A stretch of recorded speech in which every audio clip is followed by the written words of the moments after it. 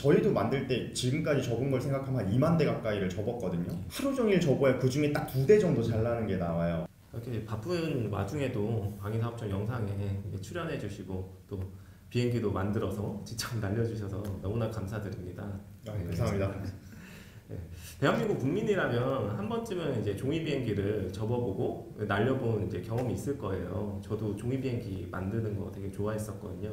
그렇지만 이렇게 종이 비행기를 제작하고 날리고 그리고 대회까지 나가는 것은 굉장히 어려운 일이라고 생각을 합니다. 어떤 계기로 대회에 참가하게 되었나요?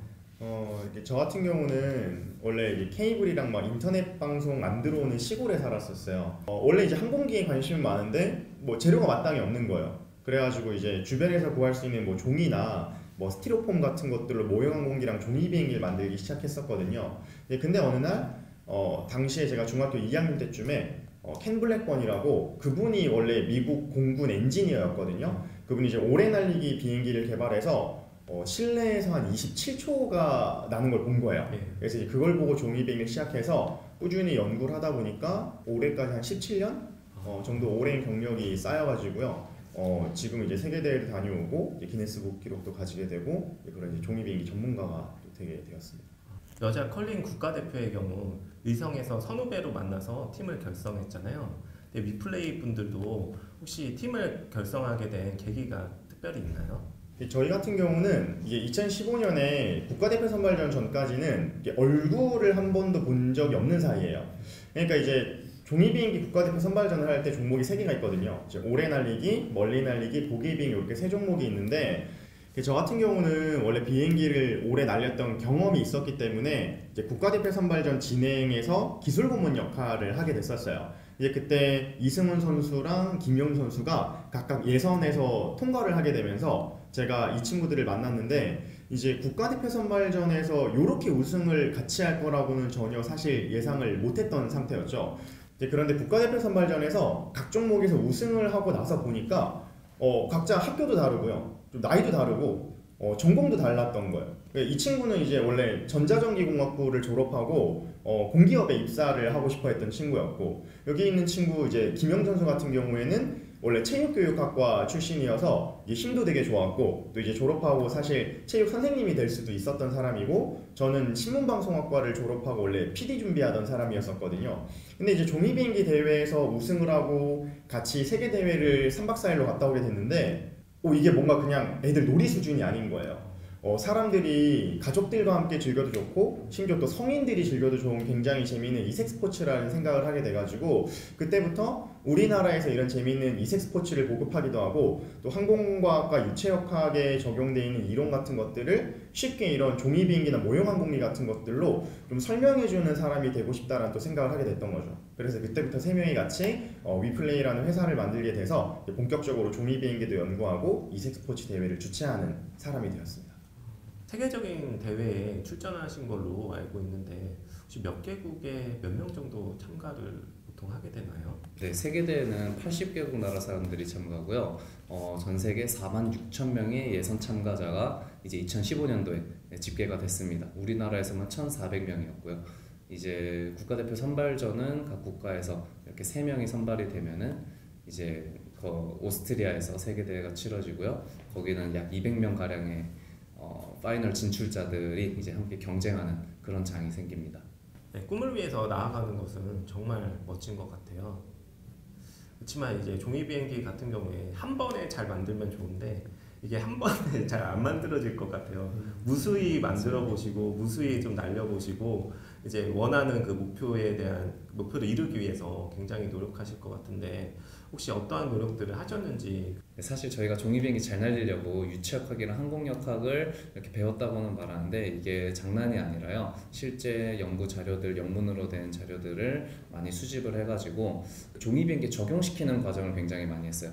사실 그거는 실제 철로 만들어진 이제 그런 항공역학들인데 이거를 종이비행기에 적용시키다 보니 굉장히 좀 다른 이론들도 많이 발견할 수 있었고, 그거를 하나하나씩 적용시키면서 이제 변수 테스트를 하나씩 했었죠.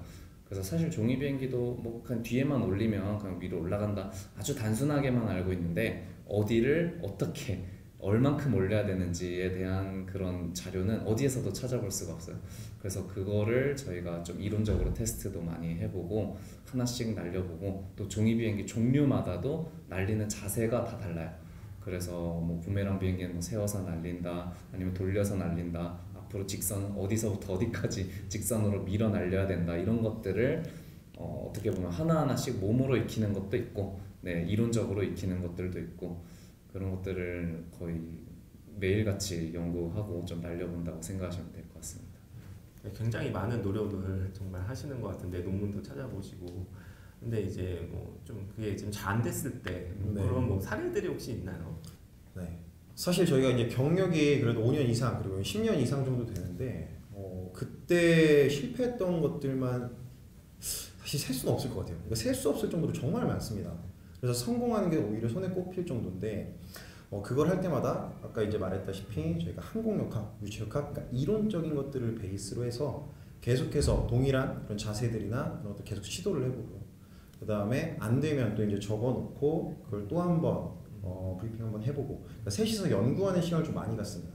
말씀을 들어보니까 한 번에 성공을 하기 위해서 네. 수많은 시행착오와 실패를 겪어야만 되는 그런 또 어려움이 있고, 또 계속 이제 도전해가는 그런 정신을 가지고 나아가는 것 같습니다. 예. 사실 무기 개발할 때도 한 번에 이제 성공을 하면 너무나 좋겠지만, 말씀하신 것처럼 무수한 실패를 좀 반복할 수밖에 없잖아요. 그 실패했을 때 또 안 됐을 때 그런 힘듦, 그리고 또 이제 연구 개발을 할 경우에 성능 시험을 되게 많이 해요. 이제 테스트를 해서 거기서 통과를 해야지 이제 전력화를 이제 하고 안정적으로 운영을 할 수 있기 때문에, 여기서 또 이제 좀 성능이 안 나갔을 때 겪는 그런 실패의 그런 아픔, 그리고 이제 실패에 관련해서는 좀 인식이 좀 바뀌어야 돼서, 저희도 이제 제도적으로 성실 수행 인정 제도를 또 이제 해서 정말 열심히 했는데도 또 실패할 경우 그거를 또 이제 인정해주는 그런 분위기를 계속 만들려고 노력을 하고 있습니다. 실패에 대해서 시각이 정말 변화하고, 정말 결과론적으로만 바라보는 것이 아니라 과정에서의 그 노력도 인정받을 수 있는 사회가 정말 될 수 있도록 저희 방위사업청에서도 앞으로 최선을 다하겠습니다. 저희도 만들 때 지금까지 접은 걸 생각하면 한 2만 대 가까이를 접었거든요. 근데 그 중에 실패한 게 엄청나게 많이 있고, 하루 종일 접어야 그 중에 딱 2대 정도 잘 나는 게 나와요. 그래서 때로는 좀 이런 생각이 들더라고요. 좀 크고 작은 성공도 중요하지만 좀 위대한 실패에서 배우는 것이 더 많지 않은가. 네, 그래서 좀 위대한 도전에 따른 위대한 실패가 좀 인정받는 사회가 되었으면 저희도 좀 이런 취지에 많이 도움이 될 수 있지 않을까 싶습니다. 그런 사회가 돼서 또 위플레이 분들이 정말 그 하늘을 향해서 무한한 꿈을 앞으로도 좀 펼치기를 바라고요. 네. 이렇게 좀 귀한 시간 내주셔서 인터뷰에 응해주셔서 굉장히 감사드립니다. 네, 고생하셨습니다.